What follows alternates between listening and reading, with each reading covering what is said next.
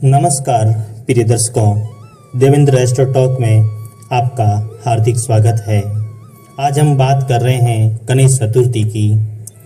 इससे पहले हमारी चैनल की तरफ से एक विशेष संदेश आपके लिए। प्रिय दर्शकों, आप घर बैठे अपनी कुंडली का एनालिसिस विश्लेषण करवा सकते हैं। हमारी चैनल की तरफ से वो पूर्ण रूप से निःशुल्क फ्री में रहता है, जिसके लिए आप date of birth, place of birth, time of birth को कमेंट करें तथा हमारे चैनल को सब्सक्राइब करें, शेयर करें और लाइक करें, जिससे सबसे पहले हमारी जानकारी आप तक पहुंच सके। हमारे द्वारा आपकी कुंडली का व्यक्तिगत रूप से स्वहस्त लिखित एनालिसिस किया जाता है, जिसके बाद आपको आपके जीवन से जुड़ी हुई कई पहलुओं पर बात की जाती है। आपका जीवन कैसा रहेगा, आपका अध्ययन कैसा रहेगा, आपको किस क्षेत्र में लाभ मिलेगा, आपको किस क्षेत्र में या किस व्यापार में लाभ रहेगा तथा आपका दाम्पत्य जीवन कैसा रहेगा, आपका संतान सुख कैसा रहेगा तथा आपकी कुंडली में कौन कौन से योग, राजयोग, धन योग बने हुए हैं। इन सभी बातों का संपूर्णता से विश्लेषण करके आपको बताया जाएगा। धन्यवाद।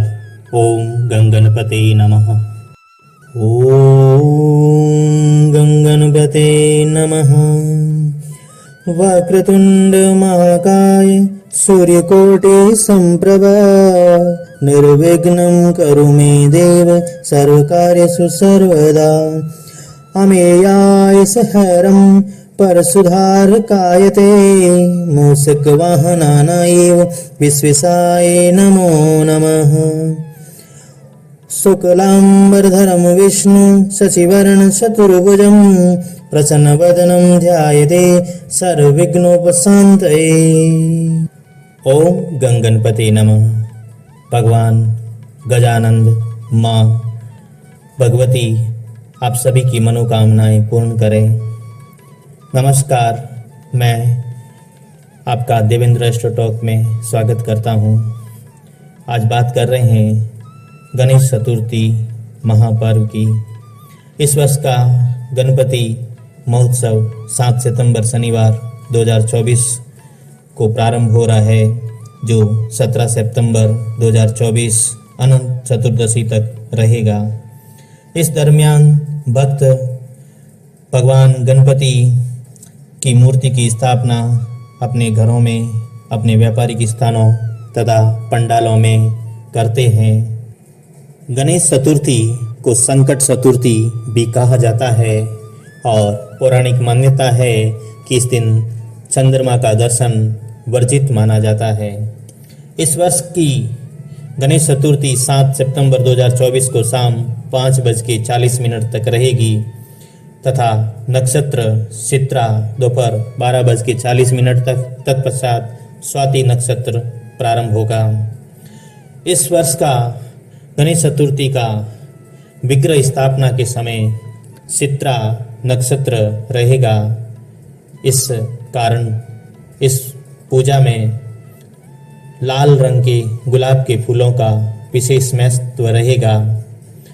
ज़्यादा से ज़्यादा भगवान गणपति को लाल फूलों से सजाया जाए तथा कुमकुम आदि का लेप किया जाए तो भगवान गणपति हमारे ऊपर अपनी कृपा दृष्टि बरसाएंगे। भगवान गणपति के पूजन में विशेष रूप से जनेऊ तथा दुर्वा का उपयोग किया जाता है, तो भक्त लोग इसका विशेष रूप से ध्यान रखें। भगवान गणपति को इलायची, पिस्ता, ड्राई फ्रूट्स के लड्डू, मोदक अति प्रिय है, जो हमें पूजा में शामिल करने चाहिए। इस वर्ष की चतुर्थी को स्वार्थ सिद्धि योग, रवि योग, ब्रह्म योग और इंद्र योग का संयोग बन रहा है, जिसका उपयोग कर भक्त लोग भगवान गणपति को प्रसन्न करेंगे। आज हम बात कर रहे हैं गणेश चतुर्थी की। गणेश चतुर्थी के दिन ही भगवान गणेश का जन्म माना जाता है। इस दिन से गणेश महोत्सव का प्रारंभ होता है। इस वर्ष गणपति स्थापना का शुभ मुहूर्त सुबह 8 बजे से लेकर 9:25 तक तथा दोपहर में अभिजीत मुहूर्त से पहले 11:10 से दोपहर 1:10 तक रहेगा। भगवान गणपति के विग्रह की स्थापना के लिए विशेष रूप से जो बातें ध्यान रखी जाती है उसका वर्णन मैं आपको यहाँ कर रहा हूँ। भगवान गणपति की सूंड दाहिनी तरफ मुड़ी हुई होनी चाहिए तथा घर में अगर हम गणपति की स्थापना कर रहे हैं तो गणपति की मूर्ति बैठी हुई होनी चाहिए तथा व्यापारिक स्थल तथा पंडाल में गणपति की स्थापना कर रहे हैं तो वहाँ खड़े हुए गणपति की भी स्थापना कर सकते हैं। और मूर्ति में विशेष रूप से ध्यान रखने वाली बात ये रहती है कि भगवान गणपति की मूर्ति के साथ छुआ, उनका वाहन तथा हाथ में जनेऊ अवश्य होनी चाहिए। भगवान गणपति प्रथम पूज्य देव है, रिद्धि सिद्धि के दाता है, शुभ लाभ के पथ प्रदर्शक है। लेकिन वर्तमान समय में गणपति को लेकर एक ट्रेंड चल रहा है। मुख्य द्वार पर गणपति की स्थापना की जाती है जो शुभ होता है या अशुभ, इसका वर्णन शास्त्रों में कहीं नहीं है। लेकिन वर्तमान परिस्थिति के अनुसार हर कोई अपने मुख्य द्वार पर गणपति की स्थापना करता है।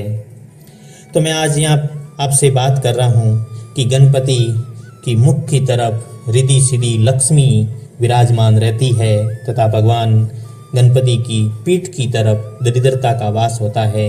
इसीलिए हम हमारे घर के मुख्य द्वार पर अगर गणपति की स्थापना करते हैं तो उनकी मुख की तरफ लक्ष्मी रहेगी लेकिन उनकी पीठ की तरफ दरिद्रता रहती है। इसीलिए अगर आप अपने मुख्य द्वार पर गणपति की स्थापना करना ही चाहते हैं तो घर के मुख्य द्वार के बाहर और अंदर 2 गणपति की स्थापना करें तथा उन दोनों गणपति का एंगल इस प्रकार से रखा जाए कि दोनों गणपति की पीठ एक दूसरे के पीछे आ जाए। इस प्रकार अगर गणपति की हम स्थापना करते हैं तो भगवान गणपति का हमें किसी प्रकार का दोष नहीं लगता है। भगवान गणपति की स्थापना का अलग अलग जगह पे अलग अलग मान्यताएं दी हुई है। भगवान गणपति की स्थापना हम घर में 1 दिन, 5 दिन या 10 दिन के लिए कर सकते हैं, जिसके अंदर विशेष रूप से ये बात ध्यान रखने योग्य होती है कि जहाँ पर हम गणपति की स्थापना करते हैं उन्हें वहाँ से उनको विसर्जित करते समय तक वहीं पर स्थापित रखना चाहिए, उन्हें इधर उधर नहीं बिठाना चाहिए। ये हमें विशेष रूप से ध्यान रखने की बात होती है। तो भगवान गणपति इस वर्ष आपके घर परिवार में खुशियाँ लेकर आए, आपकी हर मनोकामनाएं पूर्ण हो, आपके कार्यों में किसी प्रकार का विघ्न न आए, ऐसी मैं भगवान गणपति से, लाल बाग के राजा से प्रार्थना करता हूँ। और भगवान गणपति से यह भी प्रार्थना करता हूँ कि आप सभी को इतनी सहनशीलता दे जितनी भगवान गणपति में है, इतना ज्ञान आपको दे जितना ज्ञान गणपति में है, इतनी रिद्धि सिद्धि आपको दे जैसी रिद्धि सिद्धि भगवान गणेश के पास है, ऐसा लाभ ही लाभ आपको दे जो शुभ हो जैसा गणपति के पास है। इसी के साथ मैं अपनी वाणी को यहाँ विराम देता हूँ। भगवान गणपति आप सभी की मनोकामनाएं पूर्ण करे। ओम गंगणपते नमः।